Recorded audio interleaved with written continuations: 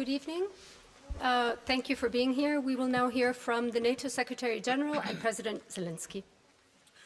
Good afternoon and a warm welcome to President Zelenskyy. Dear Volodymyr, it is great to welcome you here in Brussels. We last met in London after my visit 2 weeks ago to Kyiv, and of course we spoke about Ukraine's most urgent needs and how best NATO can continue to support you, building on the important decisions Allied leaders made in Washington. On Monday, I visited the new NATO command in Wiesbaden, which will coordinate the security assistance and training for Ukraine. The men and women there are already hard at work to ensure that they can deliver for Ukraine so that you can prevail. To do this, it will be essential that we continue to provide military aid. And yesterday I announced that allies are well on track to deliver on the financial pledge we made in Washington, with 20.9 billion euros in military assistance provided in the first half of this year, and we are on track to get to the 40 billion for the full year. So NATO is working with Ukraine, bringing you ever closer to the alliance. And we are also working with other partners to bolster security for us all. We just concluded, before the President arrived, the first session of our NATO Defence Ministerial is a meeting that included the European Union and our Indo-Pacific partners. And of course, Ukraine was also high on the agenda of that meeting. It was the first meeting when we had Australia, Japan, Korea, New Zealand participating in this format. A clear sign of our deepening cooperation in the face of our shared challenges. The war in Ukraine has shown that instability in Europe can have far-reaching consequences across the world. And that countries thousands of miles away, as far away as Iran, China and even North Korea, can become security spoilers in our own backyard. Our world is closely linked, and so is our security. China has become a decisive enabler of Russia's war against Ukraine. And it cannot continue to fuel the biggest conflict in Europe since the Second World War without this impacting on its interests and reputation. Iran and North Korea are fueling Russia's war machine with missiles and drones in return for support for the military industries. So we must be clear-eyed in our assessment of the challenges we face. And we must work with our like-minded partners to address our shared challenges and uphold our common values. At our summit in Washington, NATO agreed to deepen practical cooperation with our Indo-Pacific partners. And today we discussed our joint efforts, including on support for Ukraine, defense production and innovation, cyber defense, countering disinformation and new technologies, including artificial intelligence. I want to take this opportunity to thank our Indo-Pacific partners and the EU for their outstanding support for Ukraine, including today the announcements made by Australia about the delivery of tanks to Ukraine. We are determined to work ever more closely together to defend our democratic values and to promote a world based on the rule of law, not the rule of force. Finally, I'm looking forward tonight to the NATO-Ukraine Council working dinner this evening and to our discussions. President Zelenskyy, dear Volodymyr, it is great to have you here at NATO headquarters. I look forward to the day that Ukraine is here as a member of this alliance. And until then, we will continue to do all that we can to ensure Ukraine prevails. This is vital for our shared security. And with that, Volodymyr, it's an honor to give you the floor. Thank you so much, Mark. Thank you very much, dear Mark, dear journalists. This is already our third meeting with Mark Rutte in his new role as NATO Secretary General, and it fully reflects the level of our relationship between Ukraine and the alliance, between both of us. Yes, thank you so much, Mark. Thank you. Ukraine truly deserves to become the 33rd NATO member one day, and we must do everything to ensure this happens. That is why the first fundamental point in the victory plan is the invitation to NATO. Ukrainians have shown that we can defend shared values, and we are standing against Russia, the biggest threat to Europe and global peace. In our revolutions, we've proven that we truly value democracy. NATO's rules say that any country that shares common values and can help strengthen and protect others can join the allies. Right now, inviting Ukraine to join NATO will strengthen us diplomatically and bring us closer to real and, what is very important, fair peace.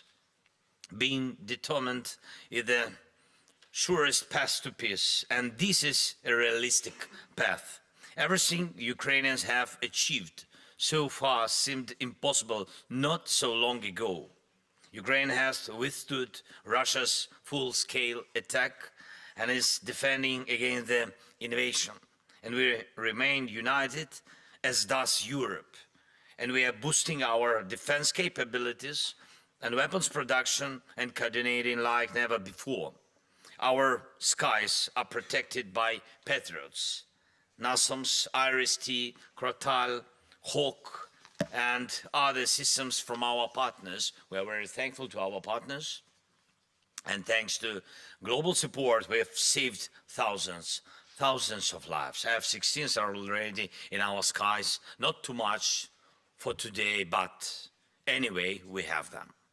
And we are preparing to receive planes from France. Our soldiers hold the front lines with weapons from around the world, from America to Sweden, Turkey to Canada, and it would be wrong, of course, to leave Ukraine politically outside the alliance when, in practice, Ukraine is already part of NATO.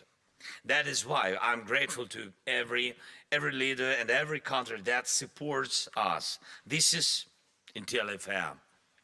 And I thank all the defense companies. Of course, Mark mentioned about it. It's so important from partner countries that have already come to work in Ukraine and are producing weapons on our soil or in cooperation with us, with our companies. And I thank everyone helping to rebuild our infrastructure after Russian attacks, especially now before winter, difficult winter. Every leader who praises Ukrainians' resilience is really talking about our partnership. All the countries providing equipment, helping with reconstruction and supporting us with air defense systems. Ukraine, together with our partners, knows how to achieve its goals. And this is what matters most.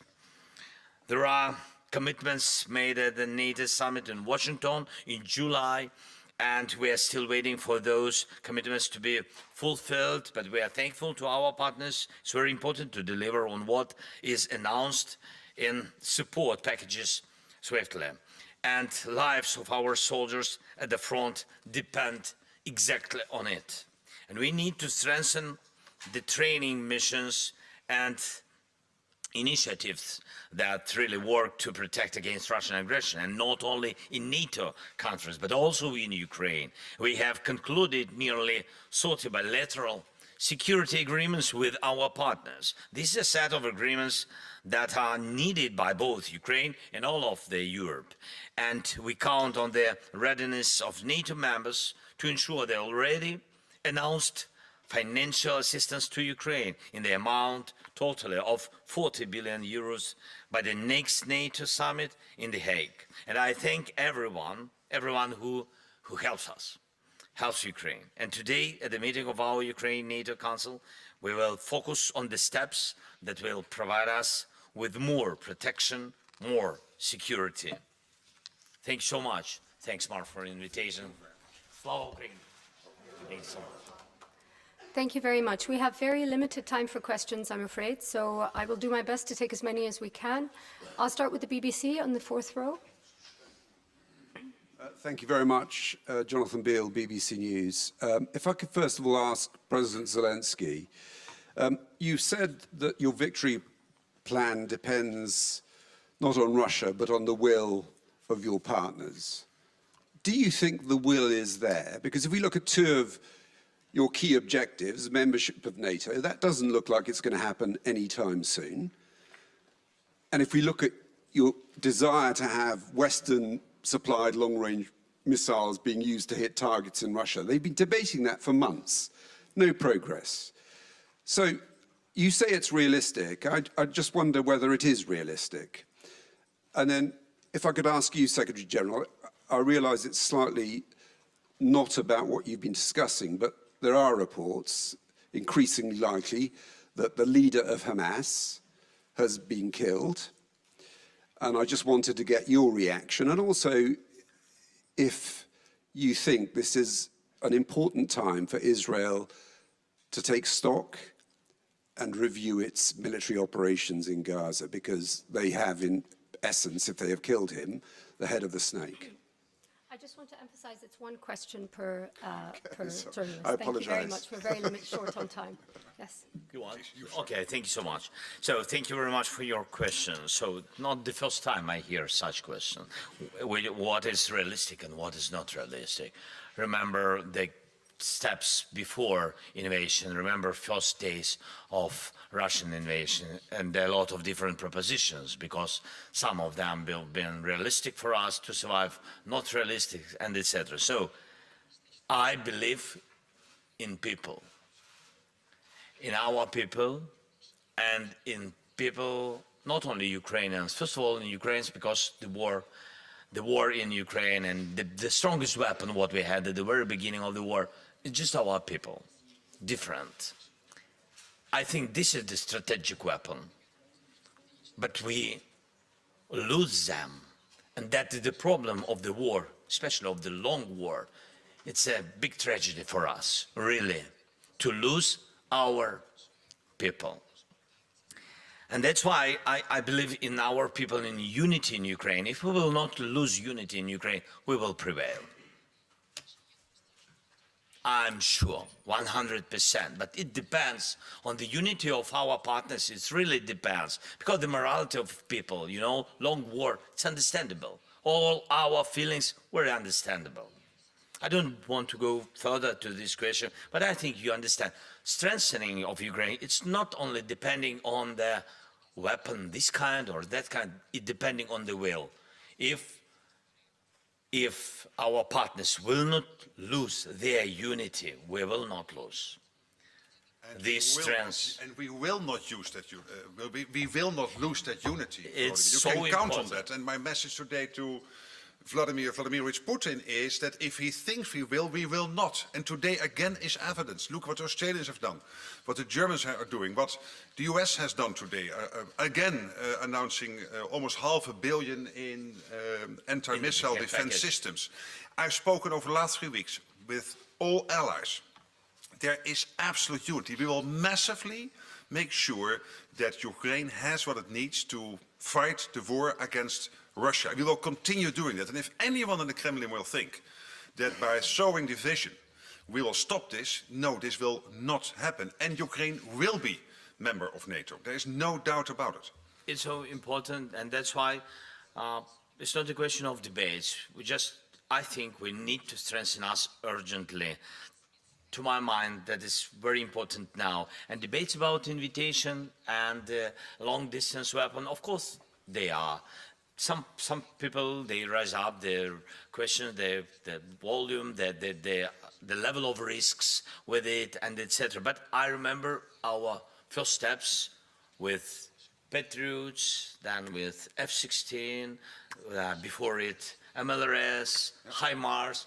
Leos 2. Always, always debates. But here we are. We are democracies. Ukraine is a democracy, the 32 allies are democracies. So you will have debates. But there's absolute unity that we will, because this is about our values, about our collective security. We cannot have an emboldened Russia at the NATO borders because they would somehow have been successful in Ukraine. We cannot accept that because of our values and because of our collective security interests. And this is from Los Angeles to Tirana to the most eastern city on NATO territory. We are aligned on this. You see, we have unity. Good beginning. We need 32 more. And then on Sinwar, of course, he is widely recognized as the architect of the 7th of October 2023 terrorist attacks on Israel. I have condemned them, all allies have condemned them, every reasonable soul in the world has condemned them. So if he has died, I personally will not miss him. We'll go to DPA, please, at the back there.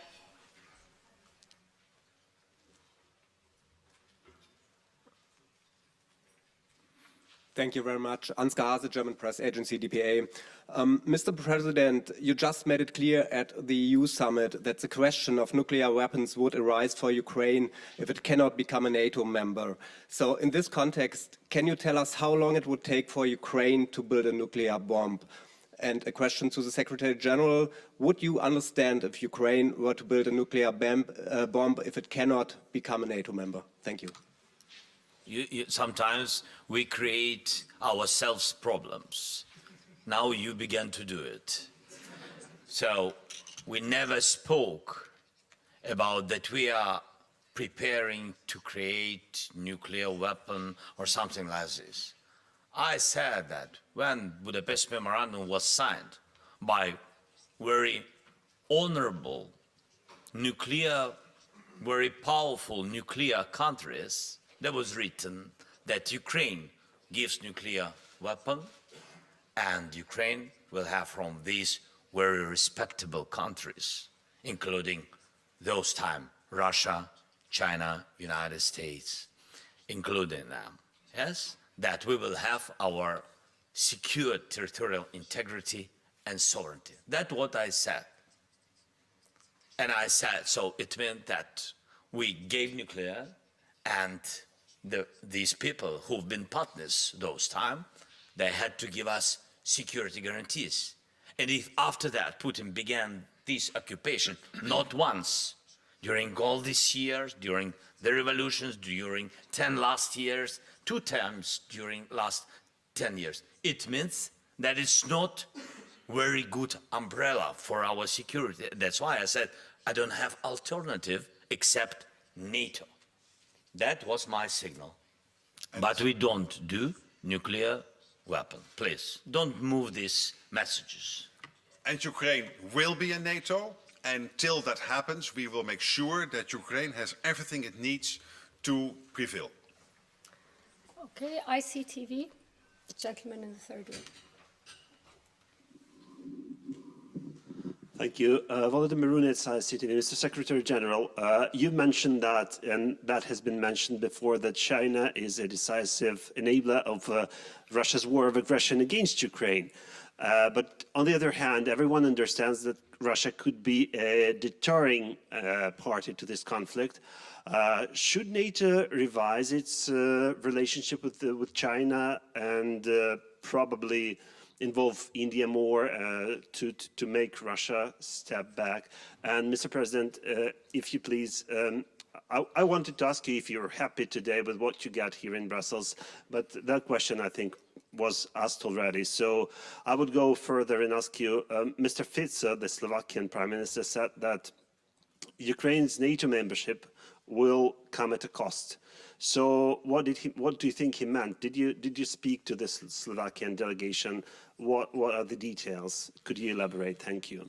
Well, on your first question, clearly China is a challenge. It is not our adversary, but it is a challenge, and it is supporting Russia's war effort by sanction circumvention, by delivering dual-use goods, and it will have an impact. It is having an impact on China's standing in the world. They cannot do that without having to experience that countries will take a different look towards China.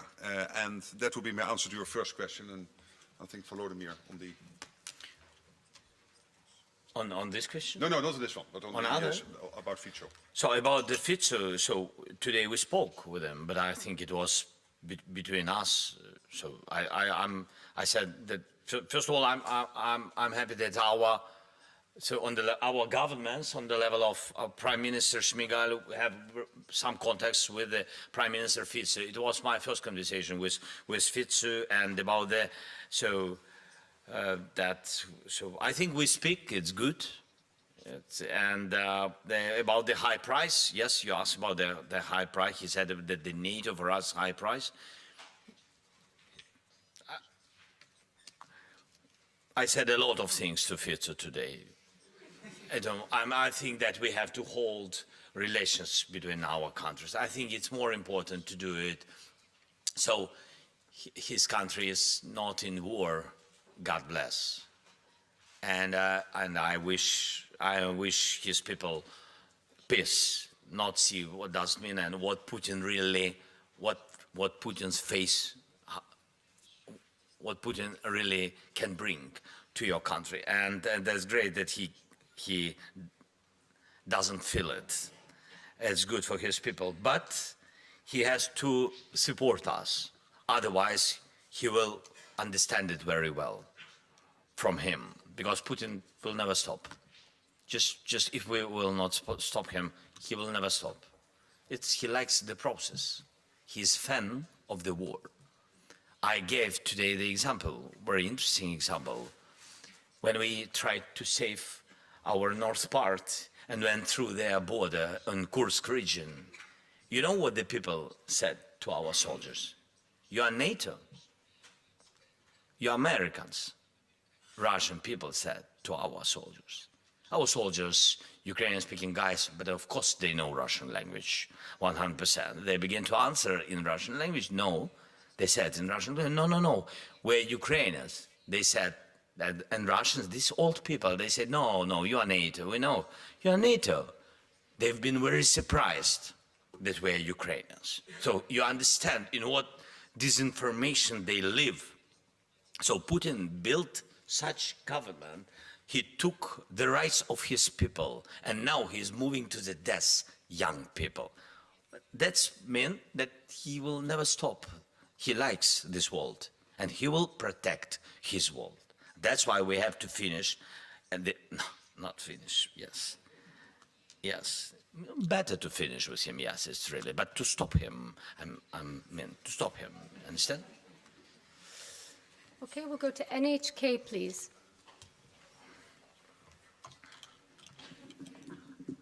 Thank you, Secretary General. I would like to ask about the IP4 discussions you had. What would be the takeaways you could share with us concerning China with the discussions you had today? And Mr. President, I would like to ask with China supporting Russia and now North Korea trying to send personnel to fight your people, is the cooperation with the Japan and IP4 countries becoming more important? We had a very good meeting with the 4 countries, Australia, New Zealand, South Korea, and indeed Japan, very much being at the table. It is a strong partner with NATO, and the IP4 is a strong partner for NATO. We discussed, of course, Ukraine. We discussed how what is happening in Europe is impacting on the Pacific, and the security situation in the Pacific. Impacting, of course, on the Euro-Atlantic, so also on NATO, and that we need to really build that relationship. And this is not only about China. This is, of course, a broader debate and a broader discussion. And what we agreed is that we particularly want to deepen that relationship in the areas of industrial production, because this is an issue for every one of us, to ramp up industry production, defense industry production, innovation, but also how do we deal with hybrid threats, cyber threats. And on all these issues, we will strengthen the cooperation between the 4 and NATO allies. Okay, and a final question to the Sydney Morning Herald. 3rd row.